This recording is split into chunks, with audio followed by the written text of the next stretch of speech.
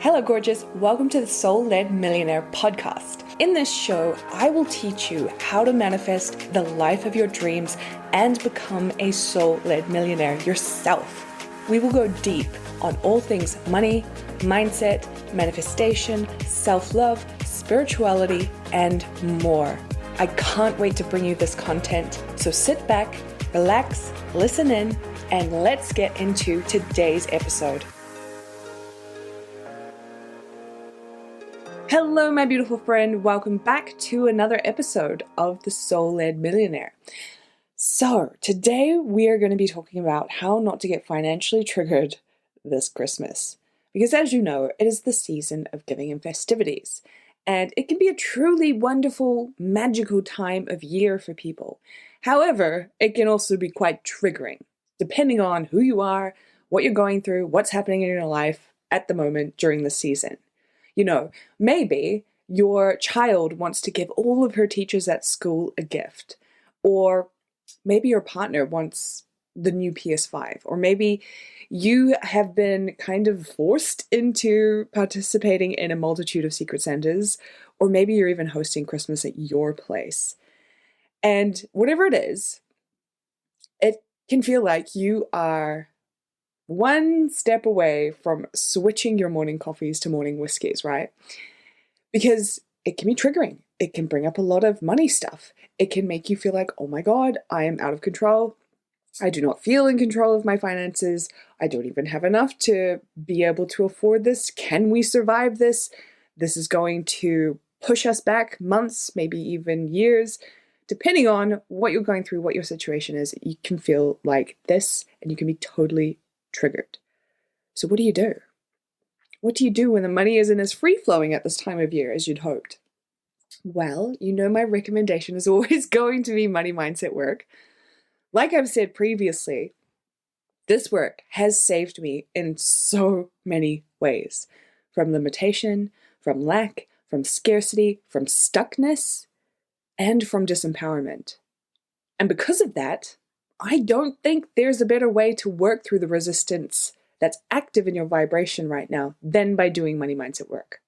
So, here's 5 tips on how not to get financially triggered this Christmas. Number 1, accept that you're triggered.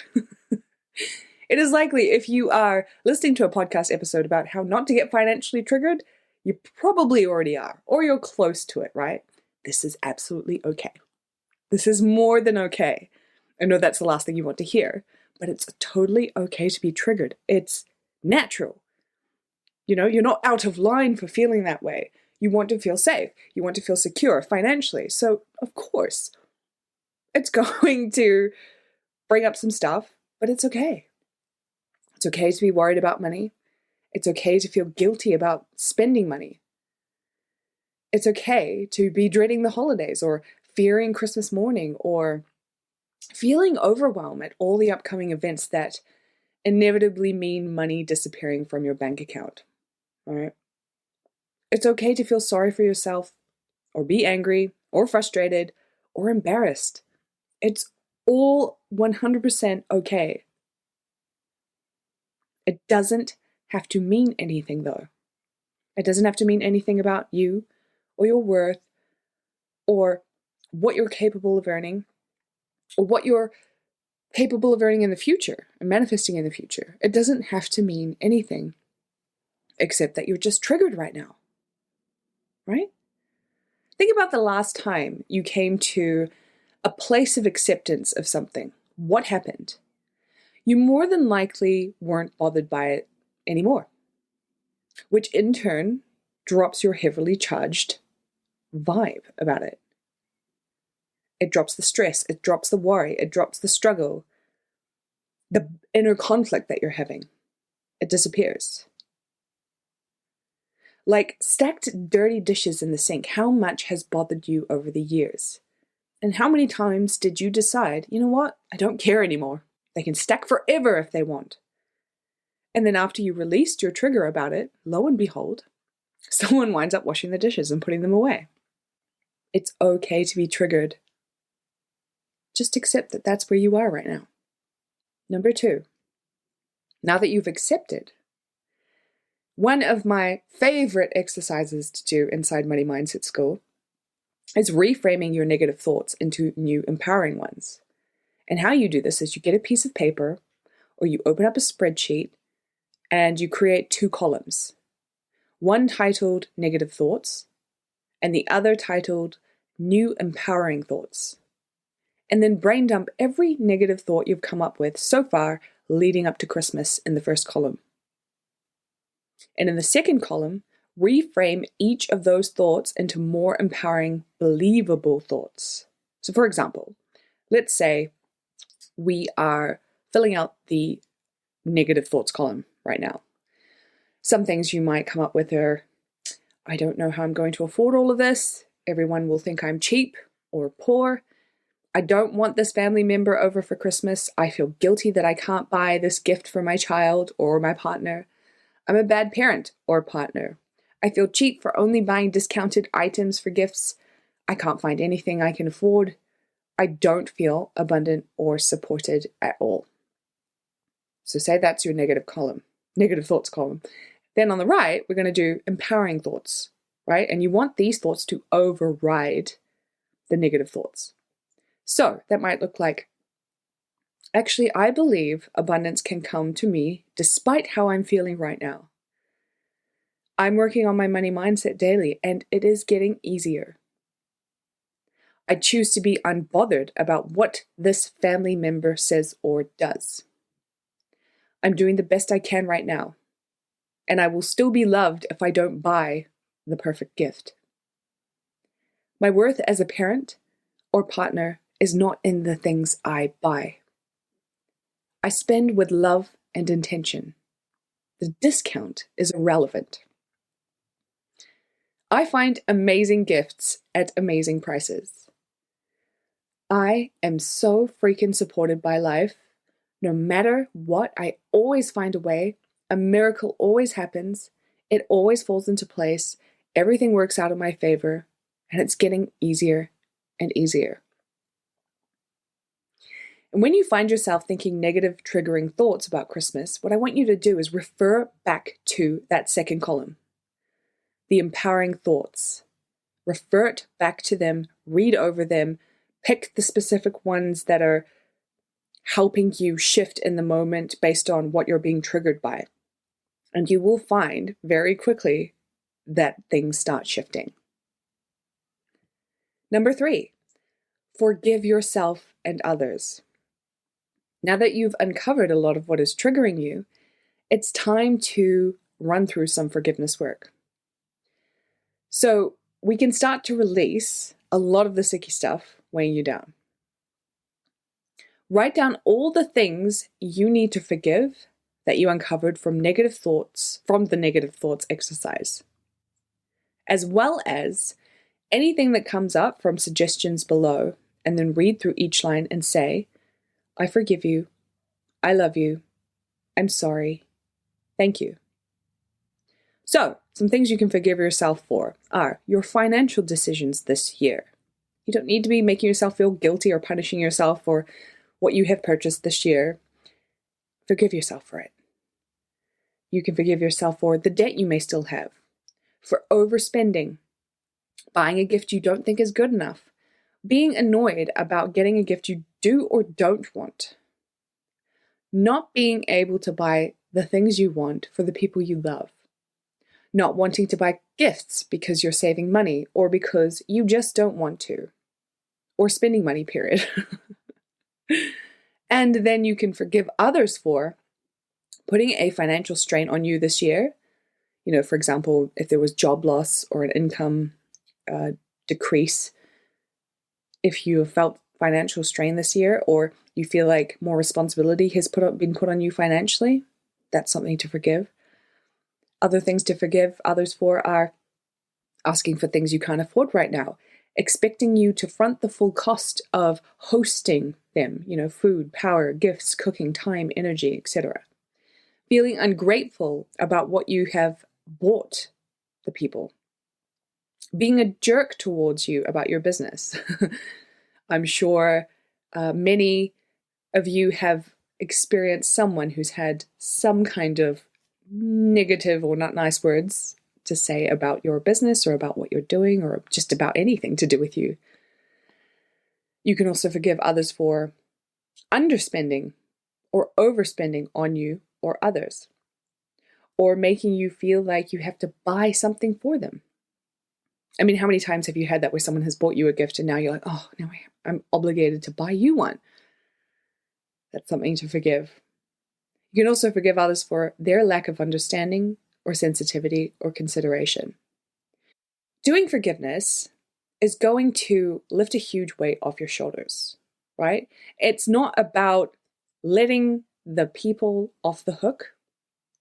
It is about freeing yourself from this stress, right? Freeing yourself from this strain and allowing room, allowing space for solutions to come in, whether it's a solution that you can act out or external solutions that come to you. You know, maybe the particular family member that you're not happy about coming decides, oh, actually they're going to go off with their other extended family somewhere.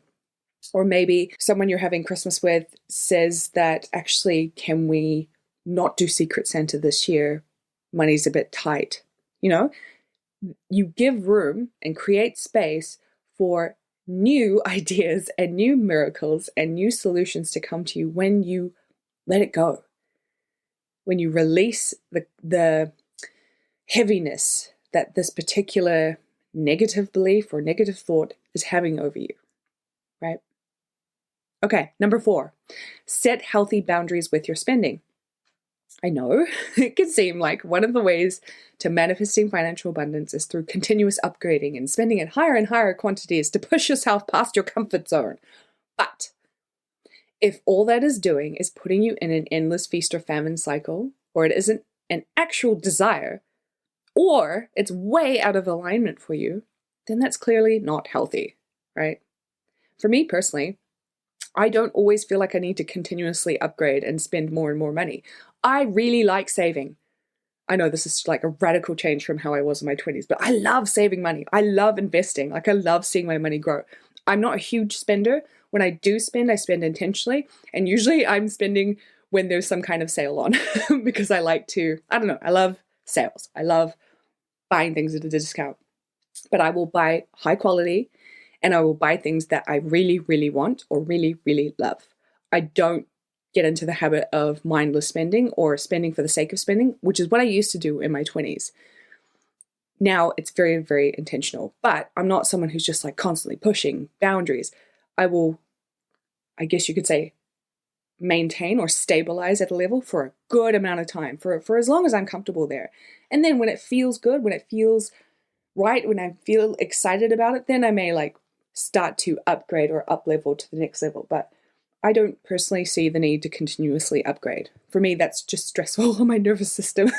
So I like to stabilize for quite a good amount of time and then move when I'm ready. That could be you, or you could be a total upgrader. You could be constantly moving and shifting and reaching new levels. You have to take a moment to decide and know what truly is aligned for you, what truly feels good for you. Because I know it's easy to get caught up in what all the influencers are doing or all the money teachers are doing. You know, they're telling you to like push and spend higher and higher amounts of money and continuously upgrade. But is that something that you naturally want to do? Does that feel good for you? It's okay if it doesn't. You have a path that is perfect for you and how you work with money and how you want to spend your money, as well as grow and save and all that other stuff, okay? So, setting healthy boundaries with your spending is important for a strong and solid money mindset that withstands time. And that starts with being intentional about how you're spending your money. So, spending with love and feeling abundant when you do is the key. Whether it's for a totally discounted item, something you always buy every year, or it's a bit on the expensive side splurge. You can feel flowy and joyful and abundant at all levels of spending. And because you do, it keeps you an open channel for more money, love, joy, and abundance to flow back to you. So before you make any purchase, no matter how big or small it is, no matter if you're buying food or you're buying gifts or decorations or anything else for this season, get yourself into a state of gratitude, of joy and abundance. This should be easy if you're shopping with intention and you've set your intentions of how you want the season to work for you. And when you are, use these mantras to give you an extra power boost. For every dollar I spend, 10 times the amount of abundance flows back to me. I spend money with love and I receive even more with love. It's safe to spend money. As money goes out, sales come in. Unexpected miracles and blessings are happening for me financially right now. Money is always flowing to me. As I spend money, more flows to me in expected and unexpected ways. I'm manifesting more money into my reality right now as I shop. Number 5, hold the vision of a joyful Christmas. You know I love me some visualization, and I've manifested so many things from visualizing as well as scripting. So of course, I'm going to suggest that this is what you do before you get to the big festive day. Take some time to do this exercise and really feel into it. So I want you to close your eyes for a second. Take several deep breaths. Breathe in. Breathe out.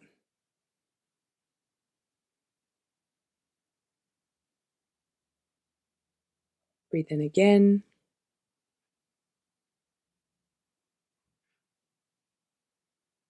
Breathe out.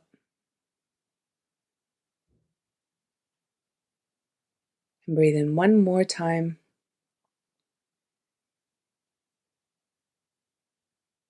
And breathe out.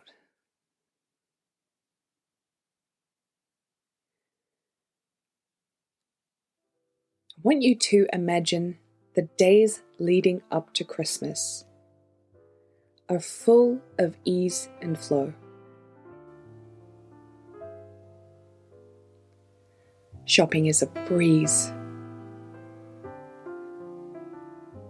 It's like you're effortlessly led to the right gift at the right time for the right person. And you get them at amazing prices that barely affect your bank account. So amazing, you're not sure how it was still available.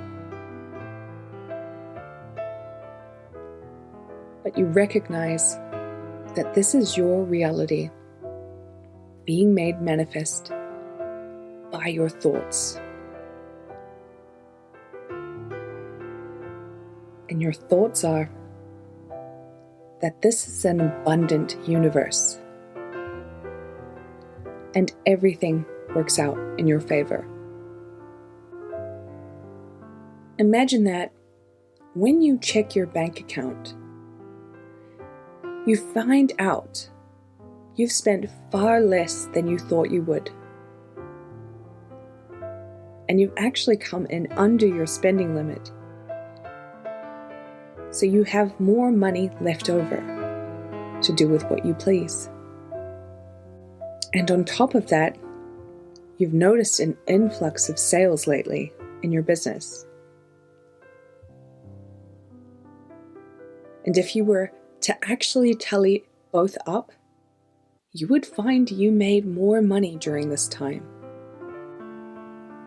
Now I want you to fast forward to Christmas morning. And it is pure bliss with your children or your partner or your family or your pets or yourself. Everyone absolutely loves what they got.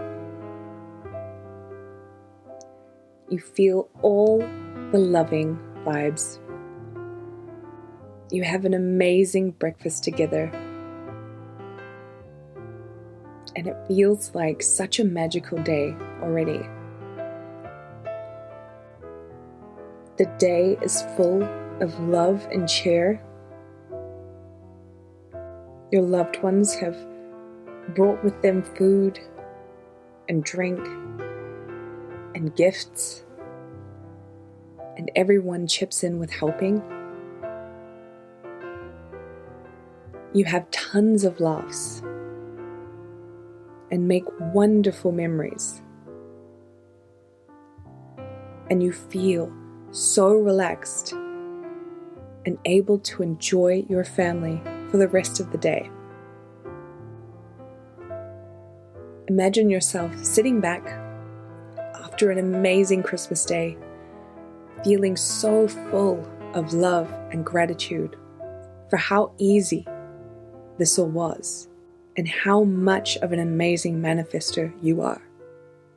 And know that this is how your Christmases will be from now on. And when you're ready, open your eyes. How was that? Did that place you into the end of having a really beautiful Christmas where you weren't financially triggered, where it actually all worked out in your favor? You sank deeper into love, deeper into abundance, deeper into joy. This is totally possible for you if you choose to go there in your mind and in your heart, through your thoughts and through the way that you feel. And if you continue to do this, you are not going to get triggered at all. In fact, you're going to have an incredible festive season. So, hold that vision. Hold the vision that it gets to be so breezy for you. And as you fill it with more joyful and abundant emotion, stacked with your new empowering thoughts, right? And grounded with healthy boundaries, this is going to help you keep in a relaxed state that remains a match to the outcome of your relaxed and abundant Christmas happening. All right, lovely. That is it for me. I would love to hear from you. Which tip did you like the most, and what will you put into your action plan leading up to Christmas? Let me know. And if you haven't signed up for my free Abundance Vault filled with 15 plus money and manifestation resources, go and head to that right now. It's free. And I will see you in the next episode.